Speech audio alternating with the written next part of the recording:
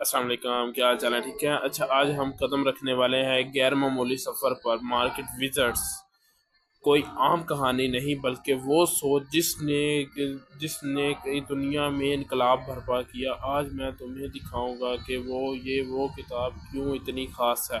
مصنف اپنے ٹریڈرز کی داستان، ان کے ارادے اور وہ بنیادی سبق جو تمہاری سوچ بدل دیں گے۔ تو یہ صرف شروعات ہے، اور آگے ہر قدم تمہارے لیے ایک نیا راز کھولے گا۔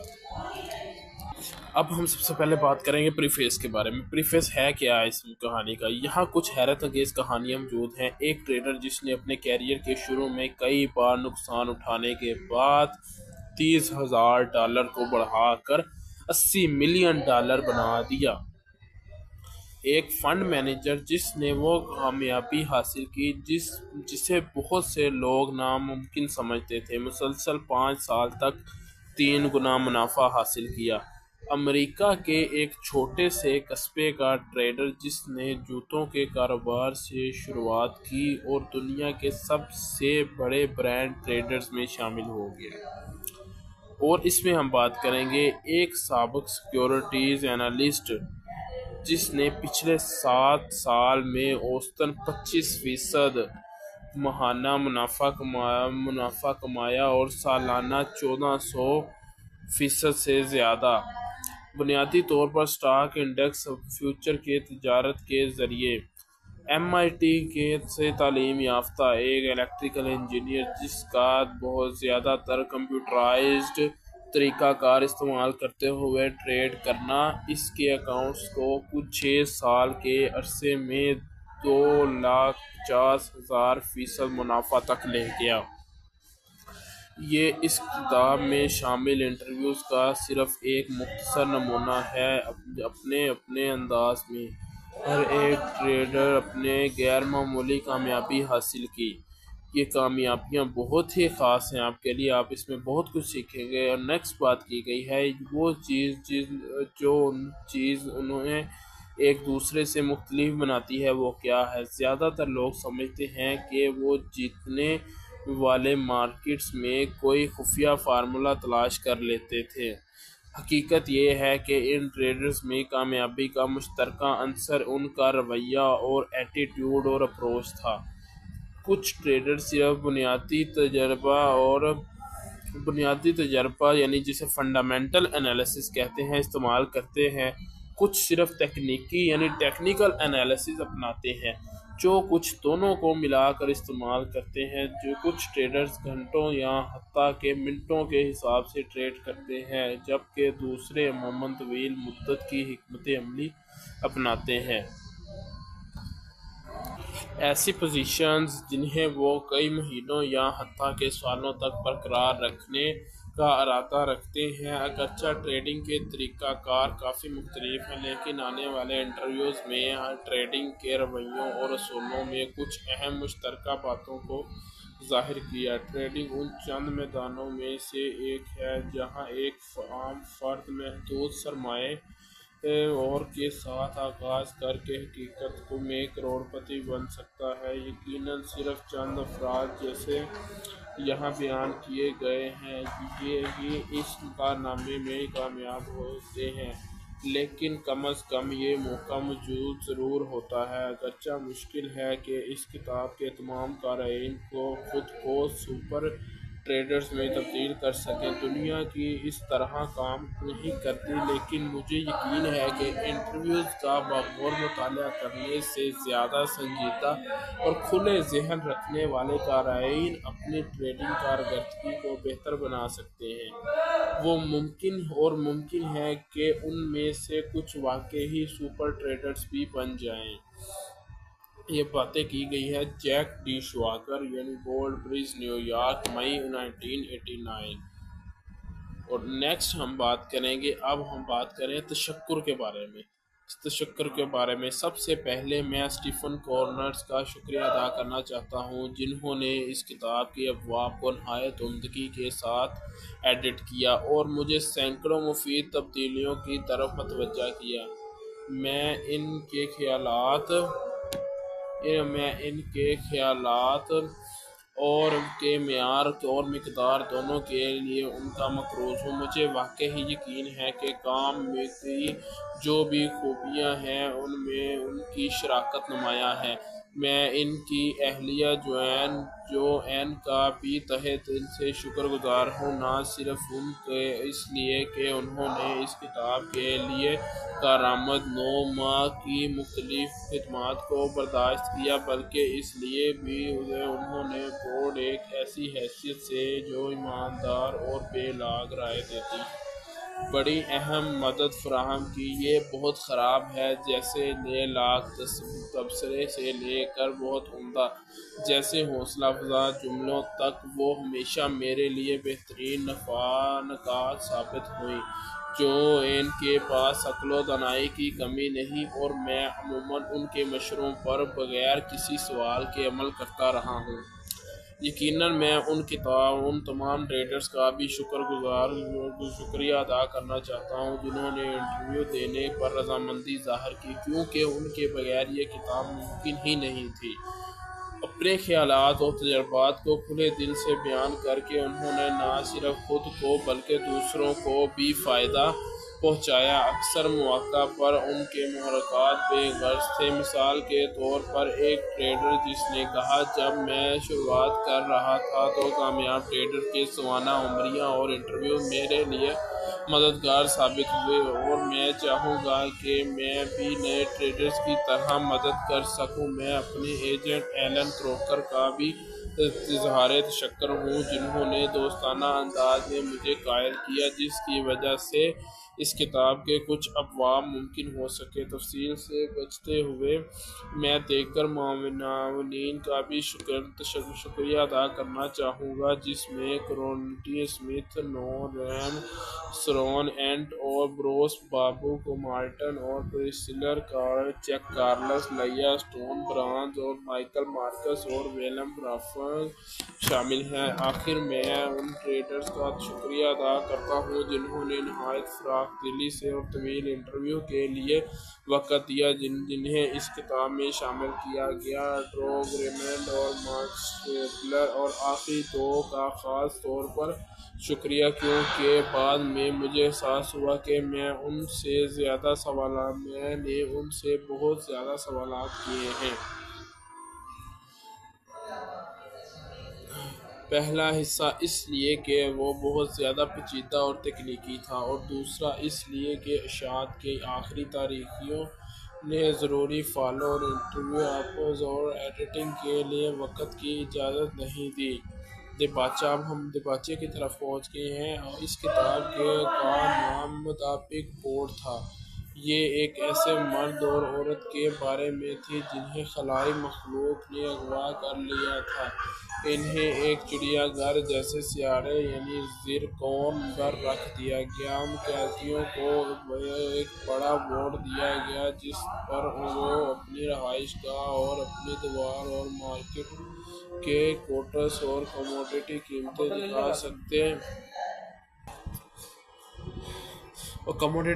دکھا سکتے تھے، اور ایک نیو ٹکر بھی تھا، اور ایک نیفلون بھی جو زمین سے جڑا ہوا تھا، جس کی بدولت زرکون کے باشندوں نے زمین پر $1,000,000 سرمایہ کاری کی تھی۔ اور اب یہ قیدیوں پر منحصر تھا کہ وہ اندازہ لگائیں کہ سرمایہ کاری کیسے کی جائے گی تاکہ وہ شاندار دولت کما سکیں جسے وہ واپس زمین بیچ سکیں۔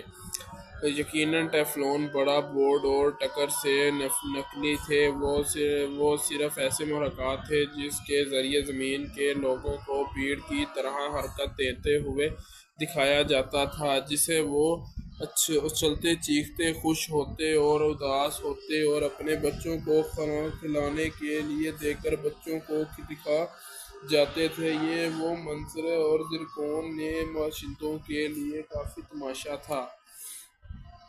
زمین کے لوگ کاغذ پر بہت اچھا کر رہے تھے، اور یہی اصل کھیل کا حصہ تھا، اور وہ یہ بھی ظاہر تھا کہ تکنیکی زمین میں لوگوں والوں کے لیے منافع کمانے کا ذریعہ بن سکتی ہے۔ ہفتہ وقت اچھا گزرا اور ہر کوئی خوش ہونا چاہیے تھا۔ زمین والوں کے لیے یہ ہفتہ فیوچر مارکیٹس میں بہت اچھا گزرا اور ان کے پاس سرمایہ بہت کم تھا۔ ان کے پاس تھوڑی سی قسمت تھی کہ وہ تیل کے فیوچرز میں، اس لیے کہ انہوں نے دعا کی کہ اس کی قسمت کے ساتھ اس کا نے کام کیا اور یونیو سرمایہ بڑھ دیا۔ کرٹ ونگ اور جونیئر ایک رینڈم واک کے نظریات درست ہیں تو زمین کے ٹریڈرز بھی ان قیدیوں کی طرح ہیں جو زرکون کے چڑیا گھر میں بند ہیں، اور جہاں زرکون 2012 کے قیدیوں کو یقین تھا کہ ان کے فیصلے اصل قیمتوں پر مبنی ہیں، وہ کبھی بھی یہ محسوس نہیں کر سکتے کہ اور اس طرح حقیقی زندگی کے ٹریڈرز بھی سمجھتے ہیں کہ وہ اپنی ذہنی ذہانت اور مہارت سے مارکیٹ کو فیس دے سکتے ہیں۔ اور ہم بات کر رہے ہیں نیکسٹ، اگر ہم مارکیٹیں واقع ہی ہر وقت دورانیے کے مؤثر اور بے ترتیب ہوں تو ٹریڈر اپنی کامیابی یا ناکامی کو غلط طور پر اپنی مہارت کمزوریوں سے جوڑ رہے ہوتے ہیں، جبکہ حقیقت سے یہ محض قسمت کا کھیل ہوتا ہے۔ ایک ٹریڈر اپنے انٹرویو کے بعد اس نقطہ نظر پر یقین رکھنا مشکل ہو جاتا ہے۔ ان ٹریڈرز کے انٹرویو کرنے کے بعد اس نقطہ پر یقین رکھنا مشکل ہو جاتا ہے کہ آدمی یہاں سے اس مضبوط احساس کے ساتھ نکلتا ہے کہ انتہائی غیر ممکن ہے کہ وہ کامیاب ٹریڈرز کی اکثریت صرف قسمت کی وجہ سے کامیاب ہو۔ یقیناً وقتاً فوقتاً کچھ ٹریڈر محض قسمت کے باعث کامیاب ہو سکتے ہیں اور کچھ طویل عرصے میں بھی آگے نکل سکتے ہیں، لیکن یہ خیال سب پروبیبلٹی یعنی غیر یقینی کے قوانین کے مطابق ہوتا ہے۔ میں ان قارئین کے لیے چھوڑتا ہوں جو کہ وہ خود فیصلہ کر لیں ان انٹرویوز میں شامل ٹریڈرز کی کامیابی کے امکانات اور دورانیے کو دیکھتے ہوئے کہ کیا نتیجہ اخذ کیا۔ ان ٹریڈرز کو خود بعد میں زیادہ بڑھاپے پر شک نہیں کہ طویل مدت میں جیت اور ہار کا فیصلہ مہارت سے ہوتا ہے، نہ صرف قسمت سے۔ میں بھی اس بات سے اتفاق رکھتا ہوں۔ اور اب ہم ڈاکٹر اپنی کہانی سنانے کی کوشش کر رہا ہے کہ میں کس طرح اس میں ٹریڈنگ کی دنیا میں آیا اور کس طرح میں نے اپنی زندگی میں بہت سے کامیابی اپنے نام کی۔ میں اپنی کہانی یعنی مائی اون سٹوری رائٹر سنا رہا ہے۔ گریجویٹ اسکول سے فارغ التحصیل ہونے کے فوراً بعد میں نے ایک کموڈیٹی ریسرچ انالسٹ کی حیثیت سے ملازمت حاصل کر لی۔ مجھے خوشگوار حیرت ہوئی کہ میرے اکنامکس اور شماریاتی اور مہارتیں کموڈیٹی قیمتوں کی راہت کو سمجھنے کے لیے کارآمد ثابت ہوئی۔ زیادہ وقت نہیں گزرا تھا کہ ٹریڈنگ کا خیال میرے ذہن میں آ گیا۔ میرے ڈپارٹمنٹ میں صرف 2 لوگ تھے جو ٹریڈ کرتے تھے، میں نے ان میں سے ایک سے اتفاقاً میرا پہلا انٹرویو بھی اسی سے تھا۔ یقیناً مائیکل مارکس سے بات کی جس نے ریسرچ پوزیشن کے دوران انٹرویو لیتے درست دوست بن گئے۔ مائیکل نے کہا کہ تم جانتے ہو جب میں یہاں کام کرتا تھا تو مجھے بھی یہی مسئلہ تھا، تمہیں وہی کرنا چاہیے جو میں نے کیا، ایک اکاؤنٹ کھولو اور ٹریڈ کرو۔ اس نے مجھے ایک بروکر سے ملوایا جو مجھے اس وقت بہت پسند آیا۔ اس وقت میری تنخواہ ڈپارٹمنٹ سیکرٹری سے بھی کم تھی، اس لیے میں زیادہ خطرہ مول لینے کی سخت نہیں رکھتا تھا۔ میرے بھائی نے میرے لیے $2000 کا اکاؤنٹ کھولا جسے میں بطور مشیر کام کرتا تھا۔ چونکہ اس اکاؤنٹ کو خفیہ رکھنا ضروری تھا، میں اپنی مدیر سے آرڈر نہیں دے سکتا تھا۔ جو بار مجھے کوئی پوزیشن کھولنی یا بند کرنی ہوتی تو مجھے لفٹ کے ذریعے جب ہی مجھے کوئی پوزیشن بند یا کھولنی ہوتی تو مجھے لفٹ کے عمارت کی تہہ خانے میں جانا پڑتا اور وہ پبلک فون استعمال کرنا پڑتا۔ مارکس کا حل یہ تھا کہ اس نے پاس کہنے کے باوجود اپنے دفتر میں یہی کام جاری رکھا۔ سب سے بڑا مسئلہ یہ تھا کہ آرڈر دینے میں تاخیر نہیں تھی۔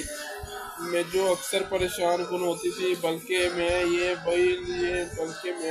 بھی مجھے اپنے میز چھوڑنے کی تعداد کے بارے میں بھی محتاط رہنا پڑتا تھا۔ کبھی کبھی میں آرڈر دینے میں اتنی تاخیر کر دیتا تھا کہ اپنے پاس کے لیے کوئی مشکوک صورتحال پیدا نہ ہو۔ مجھے یاد نہیں کہ میں خاص طور پر بہت کامیاب تھا یا نہیں، مجھے بس اتنا یاد ہے کہ مجموعی طور پر کمیشن ادا کرنے کے بعد مجھے معمولی سا فائدہ ہوا، اور اس وقت میں اپنا پہلا ٹریڈ کیا جس نے مجھے پر گہرا اثر چھوڑا۔ میں نے جنگ العظیم دوم کے بعد پورے عرصے میں کاٹن مارکیٹ کا ایک تفصیلی تجزیہ کیا تھا۔ میں نے دریافت کیا کہ مختلف سرکاری سپورٹ پروگرام کی وجہ سے صرف 2 سیزنز ایسے ہوتے ہیں۔ 1953 کے بعد میں واقعی آزاد مارکیٹس کہلائی جا سکتی تھیں، ایسی مارکیٹیں جہاں قیمتیں حکومتی سپورٹ ڈیمانڈ کے بجائے طلب اور رسد طے ہوتی تھی۔ نتیجے میں یہ نکلا کہ انہیں 2 سیزنز کی قیمتیں کی پیش گوئی کے لیے استعمال کیا جا سکتا تھا۔ بدقسمتی سے اس سے زیادہ ماہری خیز نتیجہ اخذ نہ کر سکا کیونکہ ڈیٹا ناکافی تھا۔ ان 2 سیریز کے تقابل کی بنیاد پر میں نے اندازہ لگایا کہ کاٹن کی قیمتیں، جو اس وقت تقریباً 25 سینٹ فی پاؤنڈ ٹریڈ ہو رہی تھی، بڑھیں گی اور 33 سے 32 سینٹ تک پہنچیں گی۔ ابتدائی حصے میں کاٹن کی قیمتیں میری پیش گوئی سے بھی تیزی سے اوپر بڑھیں اور چند ہفتوں میں 28 سے 31 سینٹ تک پہنچ گئیں۔ اس تازہ ریلی کی وجہ سے ان خبروں کو سمجھا گیا جسے میں غیر اہم سمجھتا تھا۔ اپنی پیش گوئی کے قریب پہنچتے دیکھ کر میں نے سوچا کہ اسے فروخت کرنی چاہیے۔ میں نے یہی ایسا کیا۔ اس کے بعد مارکیٹ ہچکچاہٹ کا شکار ہو گئی اور آخر کار بہت بلند ترین سطح سے واپس گر کر تقریباً 29 سینٹ پر آ گئی۔ اس سے لگ رہا تھا کہ میرا تجزیہ درست تھا، لیکن میرے تجزیے سے حاصل ہونے والا منافع اور اطمینان زیادہ دیر قائم نہ رہ سکا، کیونکہ جلد ہی قیمتیں نئی بلندیوں کی طرف بڑھنے لگیں اور پھر مسلسل اوپر جاتی رہیں۔ 32 سینٹ، 33 سینٹ، 34 سینٹ، 35 سینٹ۔ آخر کار میرے اکاؤنٹ کا سارا سرمایہ ختم ہو گیا۔ مجھے پوزیشن بند کرنے کے لیے مجبور ہونا پڑا۔ بعد میں سوچنے پر محسوس ہوا تھا کہ میری خوش قسمت ناکامیوں میں سے ایک تھی، کیونکہ کاٹن آخر کار 99 سینٹ یعنی 99 سینٹ تک پہنچ گیا، پچھلی بار بلند ترین سطح سے 2 گنا سے بھی زیادہ۔ اس ٹریڈ نے مجھے کچھ وقت کے لیے تو ہلایا کر رکھ دیا۔ اگلے چند سالوں میں میں نے ٹریڈنگ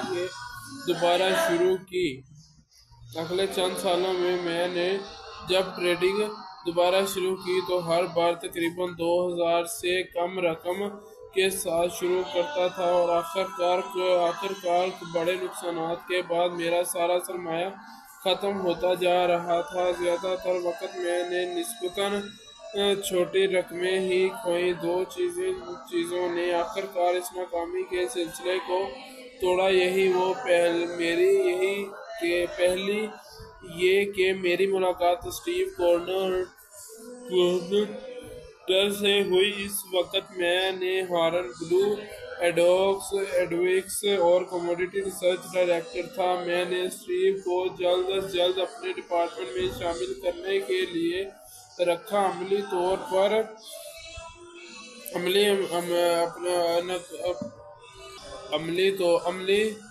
پر ہم نے بہت قریب رہ کر کام کیا۔ اس کے برعکس میں خود خالص بنیادی تجزیہ فنڈامنٹل انالیسس کرنے والا ہوں، جبکہ اسٹیو کا انداز سختی تھا، یعنی ٹیکنیکل تھا۔ بنیادی تجزیہ کار اقتصادی ڈیٹا استعمال کرتا تھا تاکہ قیمتوں کی پیش گوئی کر کے، جبکہ تکنیکی تجربہ کار اندرونی مارکیٹ ڈیٹا جیسے قیمت، والیوم اور جذبات کا خیال استعمال تھا، اور اس کے بعد کسی خاص قدر کی حامل نہیں ہو سکی، لیکن اسٹیو کے ساتھ قریب سے کام کرتے ہوئے مجھے محسوس کیا کہ اس کی مارکیٹ کالز اکثر درست ہوتی تھی۔ بالآخر میں نے اس سے اہم سبق قبول کر لیا جو میری ابتدائی تشخیص میں موجود تھا، کم از کم میرے لیے بنیادی تجزیہ کامیابی کے لیے کافی نہیں تھا۔ کامیاب ٹریڈنگ کے لیے مجھے انٹری اور ایگزٹ کے وقت کا تعین کے لیے تکنیکی تجزیے کو بھی شامل کرنا ضروری تھا۔ دوسرا اہم عنصر جس نے مجھے کامیاب ٹریڈرز کی صف میں شامل کیا وہ یہ تھا کہ جب میں سمجھ لیا کہ سخت رسک کنٹرول کامیاب ٹریڈنگ کے لیے بالکل ضروری ہے، کہ میں نے فیصلہ کیا کہ کبھی بھی خود کو کسی ایک ٹریڈ میں بڑی رقم کھونے کی اجازت نہیں دوں گا، چاہے مجھے اس نقطہ نظر میں کتنا ہی یقین کیوں نہ ہو۔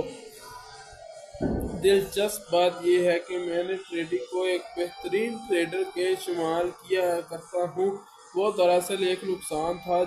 اس وقت جرمن مارکیٹ کے ایک طویل اور تنگ رینج میں چل رہی تھی، جس کے دنوں سرسوں پر بار ناکامی ہو رہی تھی۔ ایک بنیادی تجزیہ کار کے طور پر مجھے یقین تھا کہ ڈوجنسی مارکیٹ ایک اہم قیمت کی بنیاد رکھے رہی ہے۔ میں نے کنسولیڈیشن کے دوران خریداری کی اور ساتھ ہی میں اگلا کینڈل سٹاپ اور آرڈر کا حالیہ کم ترین سطح سے ذرا نیچے رکھ دیا۔ میرا خیال تھا کہ اگر میں غلط ہوں تو مارکیٹ کو نئی نچلی سطح نہیں بنانی چاہیے۔ کئی دن مارکیٹ تھوڑی سی نیچے گئی اور مجھے اس پوزیشن سے سٹاپ آؤٹ کر دیا۔ اس کے فوراً بعد مارکیٹ پتھر کی طرح نیچے گئی۔ ماضی کی اس قسم کی ٹریڈنگ مجھے مکمل طور پر تباہ کر دیتی۔ اگر اس بار مجھے صرف معمولی نقصان تھا، کیونکہ میں نے سٹاپ لاس لگایا ہوا تھا۔ سٹاپ لاس اگر میں آپ کو بتاؤں، اس میں نہیں بک میں نہیں بتایا گا، میں بتانے لگا۔ سٹاپ لاس ایک ایسی چیز ہوتی ہے جو آپ کے لاس کو کور کرنے کے لیے ہوتی ہے، یعنی اگر آپ نے 100 کی ٹریڈ لگائی ہے اور آپ کہتے ہیں کہ میں 90، اگر میں لانگ کی ٹریڈ لائی ہے اور سٹاپ لاس آپ لگاتے ہیں 90 پر، آپ چاہتے ہیں کہ 90 سے اگر نیچے ویلیو جائے میری ٹریڈ کلوز ہو جائے۔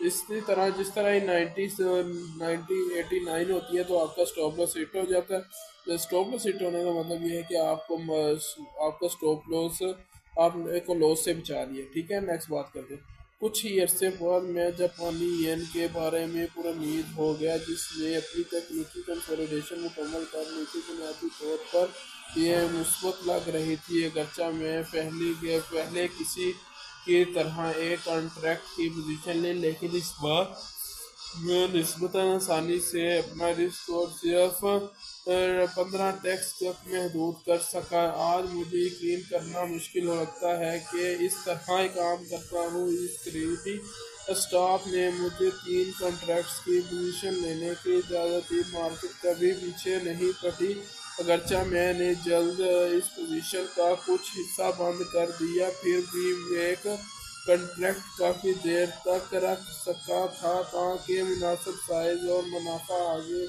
ہو سکے۔ یہی میرے کامیاب ٹریڈنگ کی شروعات تھی۔ وقت کے ساتھ تکنیکی اور بنیادی تجزیے کے امتزاج اور رسک کنٹرول کے ساتھ مل کر میرے چھوٹے اکاؤنٹ کو بڑھا کر $1,00,000 سے بھی زیادہ کر دیا۔ پھر بھی کامیابی کا سلسلہ ٹوٹ گیا۔ میں نے خود کو زیادہ جلد بازی میں ٹریڈ کرتے ہوئے پایا اور اصول اپنانے میں ناکام رہا جو میں نے سیکھے تھے۔ بعد میں سوچنے پر مجھے یقین تھا کہ اس حد سے زیادہ پر اعتماد ہو گیا۔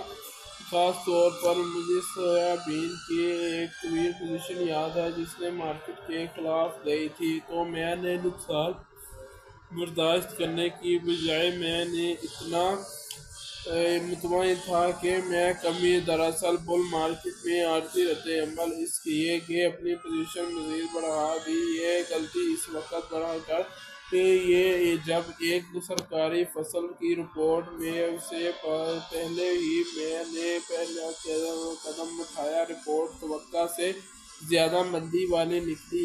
ایک ہی دن میں نے اپنا اکاؤنٹ موجود چیز سے بھی زیادہ رقم گنوا دی، کیونکہ اس مارکیٹ میں کوئی قیمت حد یعنی لمٹ موجود نہیں تھی۔ اپنے صرف نقد کے بعد میں نے ایک گھر خریدا اور ایک سال کی چھٹی لے کر ایک کتاب لکھنے میں لگا دی۔ میری بچتیں تقریباً 29 ختم ہو چکی تھی، اس لیے میں نے تقریباً 5 سال تک دوبارہ ٹریڈنگ میں آنے کو مؤخر کر دیا۔ میں نے دوبارہ آغاز کیا تو عام طور پر چھوٹے اکاؤنٹس کے ساتھ شروع کیا، جس طرح $8,000 کی شروعات کی۔ زیادہ تر وقت نہیں گزرا تھا کہ یقیناً میں نے وہی غلطی دوبارہ کی اور میں نے تقریباً $8,000 بہت ہی عظیم نقصانات کے بعد اکاؤنٹ ختم ہو گیا، اور کچھ عرصے بعد میں نے ایک بڑا جیتنے والا ٹریڈ لگایا۔ تقریباً 2 سال کے اندر میں نے اپنے ٹریڈنگ اکاؤنٹ کو 1 لاکھ سے زیادہ تک بنا لیا۔ اس کے بعد یہ مستحکم ہو گیا اور گزشتہ سال کے دوران میرا اکاؤنٹ کبھی بھی اس سطح سے نیچے بھی آیا۔ اگرچہ معرضی طور پر یہ دیکھا گیا کہ میری ٹریڈنگ کامیاب رہی، لیکن جذباتی عرصے میں نے ناکامی ہی سمجھتا ہوں کہ بنیادی طور پر میرے پاس جو مارکیٹ کا اعلیٰ مور تجربہ تھا، اس کے مقابل مجھے اس سے کہیں بہتر کارکردگی دکھنی چاہیے تھی، کیونکہ میں خود یہ پوچھتا ہوں کہ میں نے چند مواقع پر $5,000 کو 10 گنا کیوں بڑھایا، لیکن مستقل طور پر اپنے اکاؤنٹ کو کئی گنا کیوں نہ بڑھا سکا۔ ان سوالات کا جواب یہی اس کتاب کی بنیادی وجہ ہے۔ میں نے ٹریڈنگ سے پوچھنا چاہتا تھا کہ جو کامیاب ہو چکے تھے، آپ کی کامیابی کے بنیادی عنصر کیا ہیں؟ آپ مارکیٹ میں کیسے اپروچ کا اختیار رکھتے ہیں؟ آپ کون سے اصولوں پر عمل کرتے ہیں؟ آپ کی ٹریڈنگ کے تجربات کیا ہیں؟ ایک دوسرے ٹریڈ کو مشورہ دیں۔ اگرچہ ایک سطح پر یہ تلاش کرنے میرے ذاتی مسائل کو سمجھنے کی کوشش تھی، لیکن اس وسیع تناظر میں خود کو ہر اس شخص کی نمائندگی کرتا ہوا دیکھتا تھا جو ان مواقع کو پاتا تھا اور یہی سوالات پوچھتا تھا۔ فیوچرز کی سرپرستیت کو ختم کرنا، یعنی taking the mastery of futures. اس کتاب میں زیر بحث تمام مارکیٹوں میں سے فیوچر مارکیٹ شاید سرمایہ کاروں کے لیے سب سے کم سمجھی جانے والی مارکیٹ ہے۔ یہ تیزی سے ترقی کرنے والی مارکیٹوں میں سے ایک ہے۔ فیوچر میں ایک ٹریڈنگ کا حجم پچھلے 20 سالوں میں 20 گنا سے بھی زیادہ بڑھ چکا ہے۔ 1988 میں تقریباً تمام فیوچر کنٹریکٹس کی مجموعی ڈالر ویلیو $3 ٹریلین سے تجاوز کر گئی۔ ظاہر طور پر صرف سور کے گوشت کی ٹریڈنگ ہی نہیں ہو رہی تھی۔ آج کی فیوچر مارکیٹس میں دنیا کی تقریباً بڑی مارکیٹ گروپ شامل ہیں۔ شرح سود، یعنی جس کو D1 کہا جاتا ہے، اسٹاک انڈیکس، یعنی جو S&P 500، کرنسیاں مثلاً جاپانی ین، قیمتی دھاتیں یعنی سونا، توانائی، خام تیل اور زرعی اشیاء یعنی مکئی۔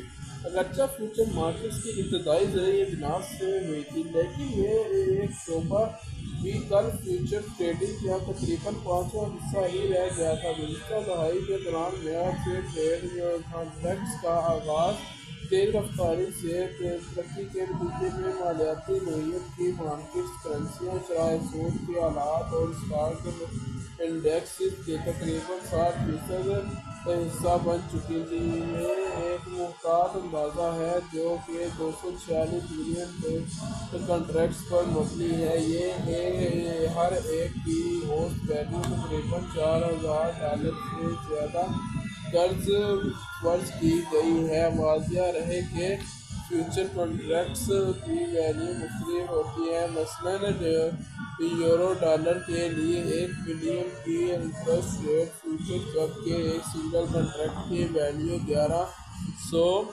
11 یہ 1000 تک، یعنی اگر ہم 11,000 چینی کے لیے سے لے کر 1,50,000 SMP کے لیے، جبکہ ڈرگس ویلیو تقریباً 300 چینی تک۔ اب ہم بات کر رہے ہیں اس کتاب کے انٹروڈکشن کے بارے میں، یعنی انٹروڈکشن۔ تمام فیوچر ٹریڈنگ سے توانائی اور دھاتوں کی مارکیٹیں تقریباً نصف حصہ رکھتی ہیں۔ اس طرح زرعی اجناس کا حصہ نسبتاً کم رہ جاتا ہے، اگرچہ زرعی کموڈیٹیز اصطلاح سے بھی فیوچر مارکیٹ کے لیے استعمال ہوتی ہیں، لیکن یہ نام کچھ حد تک غلط فہمی پیدا کرتا ہے۔ آج کل کی زیادہ تر فعال فیوچر مارکیٹ دراصل روایتی کموڈیٹی مارکیٹیں نہیں ہیں۔ بہت سی کموڈیٹی مارکیٹس کے مقابلے میں نے کیش مارکیٹیں بھی موجود نہیں ہیں۔ فیوچر میں سرمایہ کاری کے لیے کانٹریکٹس پر مشتمل ہوتی ہیں، جسے ایک کموڈیٹی کا مالیاتی آلہ اور مقررہ تاریخ پر ڈلیوری سے موجودہ وقت بجائے مستقبل کی تاریخ کے لیے ہوتا ہے۔ مثال کے طور پر ایک کار بنانے والا ادارہ اپنے کارخانہ کی قیمت بڑھانے کا خطرہ تو یہ براہ راست خریداری کے بجائے فیوچر خریدار ہو سکتا ہے۔ اگرچہ وہ 6 ماہ بعد خریداری کرے تو اس کے بعد قیمتیں ادا کرنی پڑ سکتی ہیں، لیکن فیوچر اسی خطرے کو کم کرتی ہے۔ اسے ہیج کہا جاتا ہے۔ اگرچہ قیمت بڑھ جائے تو فیوچر کا منافع اصل خریداری کی اضافی لاگت کو کم کر دیتا ہے۔ اگرچہ قیمت کم ہو جائے تو نقصان ہوتا ہے، لیکن بھی کئی کمپنی کی کم قیمت پر خریداری کر لیتی ہیں۔ اس طرح ہیجرز قیمت کے خطرے کو کم کرتے ہیں اور فیوچرز استعمال کرتے ہیں، جبکہ ٹریڈرز منافع کمانے کے لیے ان میں حصہ لیتے ہیں۔ بہت سے ٹریڈرز فیوچر کو مختلف مقاصد کے لیے استعمال کرتے ہیں۔ معیاری کانٹریکٹس مقدار اور معیار پہلے سے طے ہوتے ہیں۔ لیکوڈیٹی بڑی تمام فیوچر مارکیٹیں سے آسان خرید و فروخت ممکن ہے۔ شارٹ سیلنگ کی آسانی بغیر کسی رکاوٹ کے شارٹ پوزیشن لی جا سکتی ہے، اور لیوریج فیوچرز میں بہت سے زیادہ لیوریج ہوتی ہے۔ عموماً 5 سے 10% مارجن سے پوزیشن لی جا سکتی ہے۔ یہی وجہ ہے کہ لوگ اسے اسٹاک مارکیٹ جیسا سمجھنے میں غلطی کرتے ہیں۔ حقیقت میں یہ کوئی جزوی ادائیگی نہیں بلکہ ایک ڈپازٹ ہوتا ہے۔ زیادہ لیوریج کا فائدہ بھی ہے اور خطرہ بھی ہے۔ یہی وجہ ہے کہ زیادہ تر لوگ نقصان اٹھاتے ہیں۔ قیمتوں میں زیادہ اتار چڑھاؤ بھی اس کی وجہ ہے۔ کم ٹرانزیکشن لاگت اور فیوچرز کے اخراجات کم ہوتے ہیں۔ اسٹاک کے مقابلے میں کم سرمایہ کار درکار ہوتا ہے اور آف سیٹ کسی بھی وقت پوزیشن بند کرنی ہو جاتی ہے۔ حد لیمٹ کی صورت میں کبھی کبھار مارکیٹ رک بھی جاتی ہے۔ گائیڈنگ اور ہائی ایکسچینج تمام ٹریڈز ایکسچینج کی کلیئرنگ ہاؤس کے ذریعے محفوظ ہوتے ہیں۔ چونکہ فیوچر مارکیٹس کا تعلق انڈر لائننگ مارکیٹ سے ہوتا ہے، اس سے قیمتیں زیادہ مختلف نہیں ہوتی اور ایٹریج اس فرق کو کم رکھتا ہے۔ زیادہ تر فیوچر ٹریڈرز دراصل بانڈز اور کرنسیز کے ٹریڈرز بھی ہوتے ہیں۔ اور اب ہم اگلے باب میں دی گئی معلومات ان سرمایہ کاروں کے لیے بھی براہ راست مفید ہے جو ابھی تک اسٹاک اور بانڈ سے آگے نہیں بڑھے۔ اور دا انٹر بینک مارکیٹ ڈیفائنز، یعنی انٹرسٹ کرنسی مارکیٹ کی 24 گھنٹے چلنے والی مارکیٹ ہے۔ دنیا کی مختلف حصوں میں سورج ساتھ حرکت کرتی ہے، یعنی امریکہ سے آسٹریلیا، بعد مشرق بعید اور یورپ اور دوبارہ امریکہ تک۔ یہ مارکیٹس ان کمپنیوں کی ضرورت پوری کرنے کے لیے موجود ہیں، جبکہ تیزی سے بدلتی ہوئی کرنسی ویلیو کا ماحول بھی ایکسچینج رسک سے بچا جاتی ہے۔ مثال کے طور پر اگر جاپان کی کوئی الیکٹرانکس کمپنی امریکہ کی اسٹیم مان برآمد اور ادائیگی 6 ماہ بعد ڈالرز میں ملنی ہو تو اس دوران ڈالر کی قدر بھی کم خطا موجود ہوتا ہے۔ اگرچہ کمپنی کی اپنی مقامی کرنسی میں قیمت کو فکس کرنا چاہیے تاکہ منافع یقینی ہو، تو وہ انٹر بینک مارکیٹ میں مستقبل کی تاریخ کے لیے ڈالر پیج کو خود محفوظ رکھ سکتی ہے۔ اس طرح بینک اور مخصوص تاریخ کے لیے ایک طے شدہ ایکسچینج ریٹ فراہم کرتے ہیں۔ اس طرح سپیکیولیٹرز بھی اس مارکیٹ کو ٹریڈ کرتے ہیں تاکہ کرنسی ریٹس کی تبدیلی کے توقع سے منافع کما سکیں۔ مثال کے طور پر اگرچہ اگر کسی کو لگے کہ ڈالر کی قیمتیں کم ہو گئی ہیں تو وہ ڈالر کے بدلے اپنی برٹش پاؤنڈ خرید سکتا ہے۔ اس طرح اگر موقع توقع ہو تو برٹش پاؤنڈ جاپانی ین کے مقابلے میں کمزور ہوگا تو اس کی طاقت کے مطابق وہ ٹریڈ کرے گا۔ جاپانی ین ایک ہی مخصوص ڈالر کی برقرار مقدار خریدیں اور اس کی مقداری ڈالر کی قیمت کے بدلے برٹش پاؤنڈ فروخت کریں۔ اور اب ہم نے اس کتاب کی بنیاد تو رکھ دی ہے، لیکن اصل جادو ابھی آگے ہے۔ اگلے اقتصاد میں ہم داخل ہوں گے ان افسانوی ٹریڈرز کی دنیا میں جو مارکیٹ کے بادشاہ کہلاتے ہیں، لیکن انہوں نے اپنے راز کبھی کسی کو نہیں بتائی ہے۔ وہ سب سبق جو آپ کی سوچ بدل دیں گے اور آپ کو مارکیٹ کو دیکھنے کا ایک الگ نظریہ دینے پر مجبور ہوں گے جو آپ نے کبھی بھی نہیں سوچا ہوگا۔ امید ہے آپ کو ہماری ویڈیو پسند آئی ہوگی۔ اگر آپ کو اس میں سے کچھ نہ کچھ سبق ملا تو اپنے دوستوں کو لازمی شیئر کریں تاکہ وہ بھی اس کتاب سے فائدہ اٹھا سکیں، کیونکہ بہت ساری کتاب اویلیبل ہے لیکن وہ ہندی میں اویلیبل ہے، اردو میں ڈائریکٹلی اویلیبل نہیں ہے، جس سے پاکستانیوں کو اور بہت سے کنٹریز کے لوگوں کو سمجھنے میں مشکل ہوتی ہے۔ چلیں، اللہ حافظ۔